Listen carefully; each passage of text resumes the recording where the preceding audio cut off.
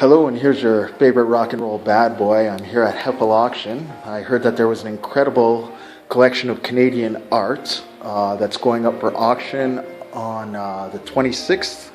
And let me tell you, the works of art in this collection literally brought me to my knees in awe and touched my soul. So I'm not, as you know, I don't necessarily consider myself a historian or an art historian, but we all know I know and love good art.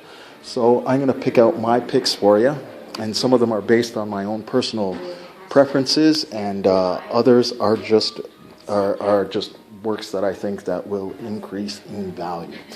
So this is Jean-Paul Riopelle. This is what we see as we enter the building. You can see some nice thick textures. This is from sometime in the 50s.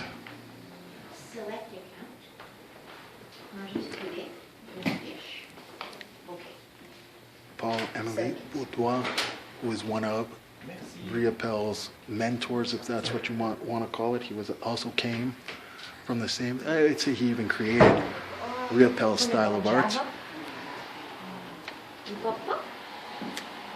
There's a Colville. Colville touches my soul like there's no tomorrow. David Miline. He's a Canadian artist that I recognize the name of and have for years, but I never understood up until this very moment why he was so important. And this picture right here to me says why he is so important. This is the fine line between painting and sketch. Well, one of the things that I really want to bring to your attention is that of these incredible paintings, I think the highest marked one was this Lauren Harris, who I was told is actually quite popular in LA right now. And you're looking at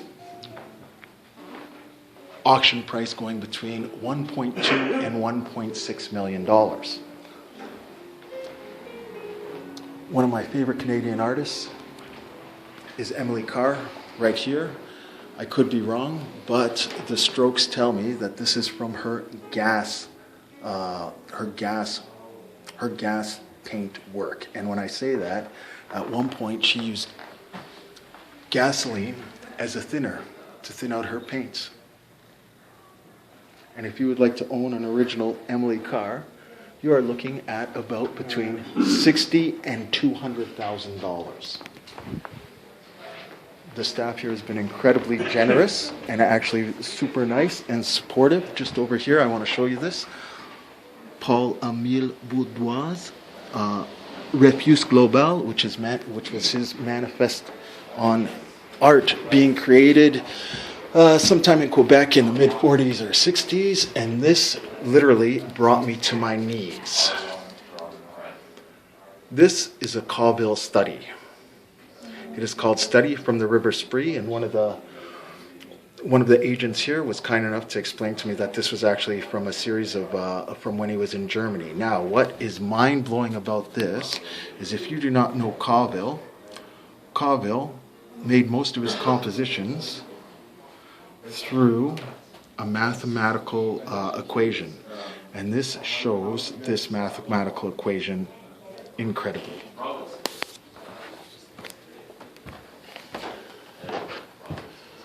Here we have a Christopher Pratt. He was from the same school of Colville.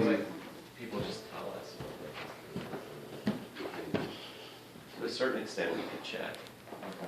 But, many of these you can see in museum collections. Guido Molinari is a fine example. I have seen his work at the Contemporary Art Gallery here in Montreal, but I'm also sure I saw his work out west. Some of these Quebec artists I am not familiar with because I was educated out west, but this is pure Canadiana as far as I'm concerned. And that's the great thing about this collection is it does sort of speak about Canadian art. Look at that. Wintry. province is important. I'm really important from an investment point of view. Now, this is Christopher Pratt, contemporary of Alex Colville. I might even go so far as to say contemporary of Robert Bateman, because there's a certain style in their hyper-realism, and that's what their concentration was on. And what's mind-blowing about this is you can own a Christopher Pratt for $120,000 to $175,000. Those are the guesstimated price. It's the guesstimated auction price. Now, if you can't afford that, wouldn't you like a piece of art history? A Christopher Pratt print, watercolor actually, so it's even an original, it's not a print, for an estimated value of between $4,000 and $6,000. So one of the things I'm trying to show you here is how incredibly inexpensive it is to invest in Canadian art. This is Mary Pratt. Mary Pratt is also a hyper-realist. She was Christopher Pratt's wife, and I heard a story once that made me chuckle, that when they were getting married, she was told not to marry an artist, because two artists should never marry, because one will always quit. This is Sybil Andrews. She was an English artist who moved to Canada. So now what I want to do is I'm going to take you through what I think is the most valuable works of art. Oh, that's all right. You'll have to excuse the fact that I was just showing you the floor. So this goes on my personal preference more than anything else. It has to do with style, not has to do with historical reference. As I told you, I don't necessarily know before 1930s art. So my favorite works of art are Christopher Pratt, Mary Pratt,